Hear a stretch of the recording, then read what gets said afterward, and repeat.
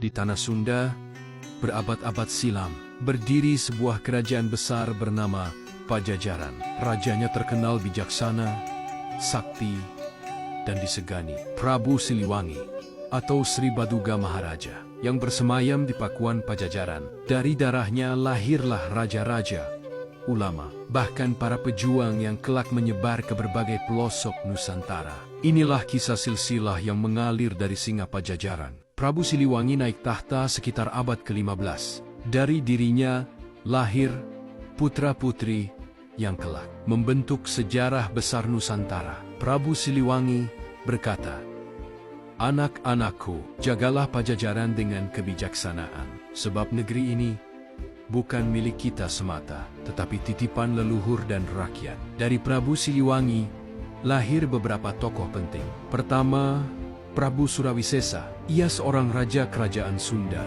Pajajaran yang memerintah dari tahun 1521 hingga 1535 Masehi. Ia adalah putra dari Sri Baduga Maharaja Prabu Siliwangi dan Nyimayang Sunda. Kedua, Raden Kian Santang atau Syekh Sunan Rohmat Suci adalah putra Prabu Siliwangi atau Sri Baduga Maharaja, Raja Pakuan Pajajaran dengan Nimas Subang Larang. Ia lahir pada 1427 Masehi dengan nama Raja Sangara.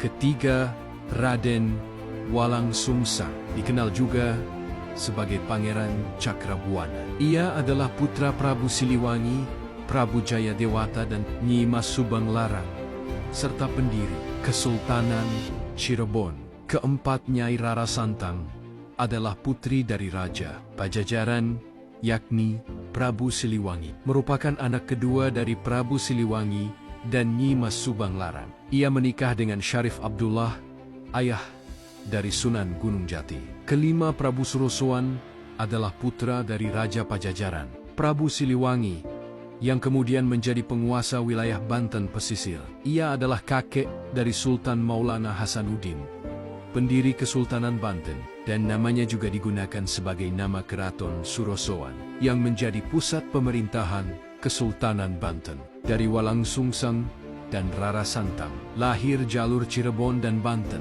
yang kelak memegang peran besar dalam Islamisasi Jawa Barat. Dari Raden Kian Santang lahir kisah rakyat tentang pendekar sakti yang mengislamkan banyak daerah. Akhirnya, pada abad ke-16, Pajajaran runtuh, tetapi darah Siliwangi tidak pernah padam. Di Cirebon, garis keturunannya bersatu dengan para wali. Di Banten, keturunannya melahirkan sultan-sultan besar, seperti Sultan Maulana Hasanuddin dan Sultan Ageng Tirtayasa. Di tanah rakyat, nama Siliwangi tetap harum, disanjung sebagai Raja Adil, yang konon moksa lenyap bersama pasukan harimau putihnya. Inilah takdir.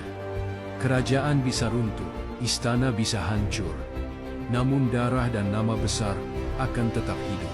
Dari Prabu Siliwangi mengalirkan raja-raja, wali, dan pejuang. Silsilahnya tidak berakhir, tetapi menjelma dalam denyut nadi Nusantara.